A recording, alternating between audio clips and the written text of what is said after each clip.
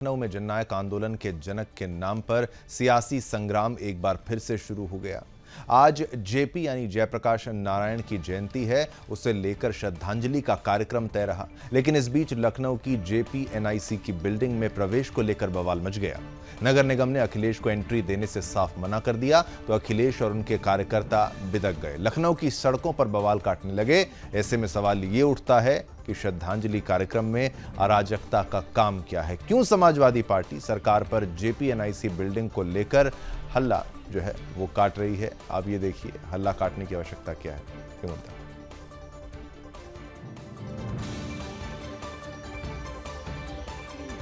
पक्ष बताएंगी अब दिव्या।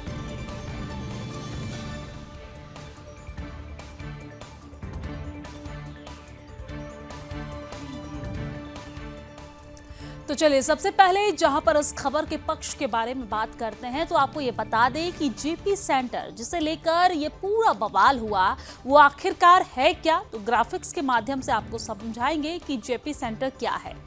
तो जेपी सेंटर पर क्या विवाद है ये हम आपको ग्राफिक्स के माध्यम से भी समझाएंगे। आपको बता दें कि लखनऊ में 18 मंजिला जेपी सेंटर है। ये आपको साथ ही साथ ये भी जानकारी दे दे ग्राफिक्स के माध्यम से कि सेंटर में जयप्रकाश नारायण की है प्रतिमा। 2016 में बना, लागत है जिसकी 864 करोड़। अखिलेश सरकार ने बनवाया था, यानी कि उस समय अखिलेश यादव की यानी कि सपा की सरकार थी, उन्होंने बनवाया था। बीजेपी ने करप्शन का आरोप लगाया। लखनऊ विकास प्राधिकरण इसकी जांच कर रही है।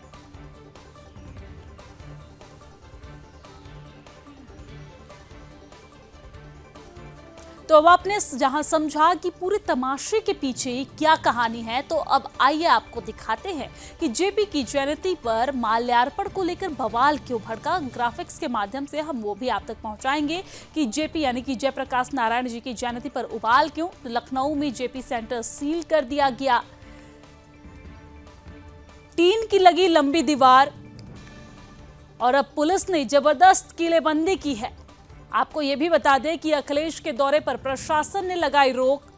देर रात जयंती पर पहुंचे थे अखिलेश, और अब इस विवाद की जड़ें देखने के बाद सुन लेते हैं कि जबरन जेपी की प्रतिमा पर माल्यार्पण करने के बाद अखिलेश यादव ने आखिरकार क्या कुछ कहा है। तो अखिलेश यादव को सुनते हैं, उसके बाद मेरी सहयोगी निम्मी आपको इस पूरे मामले पर विपक्ष समझाएंगी।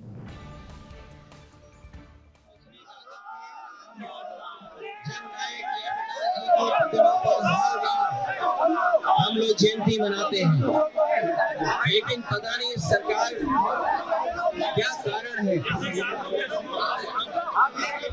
जयंती के लिए रोक रहे हैं, माल्यार्पण नहीं करने दे रहे हैं। ये रोकने का काम ये नया नहीं है।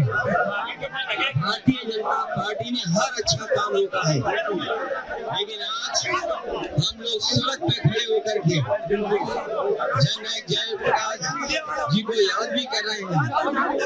ये सरकार रोकना चाहती है कि हम माल्यार्पण न करें, लेकिन हम लोगों ने यहाँ पर सड़क पर ही माल्यार्पण कर दिया है। और जयप्रकाश जी के नाम पर जो स्मारक बना है उसको इसलिए ढका हुआ है, कहीं साजिश है उसके पीछे, और साजिश ये कि लोग बेचना चाहते हैं। सोचिए ऐसी सरकार जो म्यूजियम बेच रही हो, जननायक भारत जयप्रकाश जी के स्मारक को भी बेच रही हो। तो चलिए अब इस खबर का विपक्ष आपको समझाते हैं, और सबसे पहले आपको उस बहस को भी समझा देते हैं जो एलडीए और अखिलेश के बीच चल रही है। चलिए ग्राफिक्स के माध्यम से समझिए एलडीए की दलील क्या है। आपको बता दें कि एलडीए की दलील, अखिलेश के आरोप, इस बारे में आपको बता दें कि एलडीए की दलील है सेंटर का अभी काम चल रहा है, वहीं अखिलेश सरकार को छुपाना चाहती है। ये सरकार पर आरोप लगा रही है। एलडीए की दलील है कि सरकार को छुपाना चाहती है, लेकिन अखिलेश का आरोप है कि काम बिगाड़ना सरकार की आदत है। एलडीए की दलील है, बता रहे हैं आपको, एलडीए की दलील वर्सेस अखिलेश यादव के बयान। बता दें यहां पर जीव जंतु हो सकते हैं, ऐसा भी एलडीए के द्वारा कहा गया है। इस कारण ही अखिलेश यादव को एंट्री नहीं मिल पा रही थी। इसी के साथ आपको ये भी बता दें इस पूरे मामले पर, इस पूरे विवाद में किसने क्या कहा, ये आपको सुनाते हैं। अखिलेश और उनके कार्यकर्ताओं को सबक सिखाते हुए यूपी के डिप्टी सीएम ब्रजेश पाठक ने बयान में क्या कुछ कहा है, ये आपको दिखाएंगे।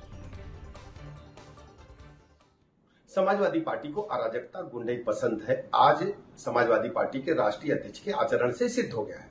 जिस ढंग से दीवार कूद करके, दीवार फांद करके वहां जाकर के उन्होंने माल्यार्पण किया है, जिस बिल्डिंग को एलडीए ने, विकास प्राधिकरण ने सील करके रखा था, उनको कानून से कोई मतलब नहीं है। कानून के आसपास भी गुजरना नहीं चाहते। हमेशा कानून तोड़ करके फैलाना समाजवादी पार्टी का पाना सगल रहा है।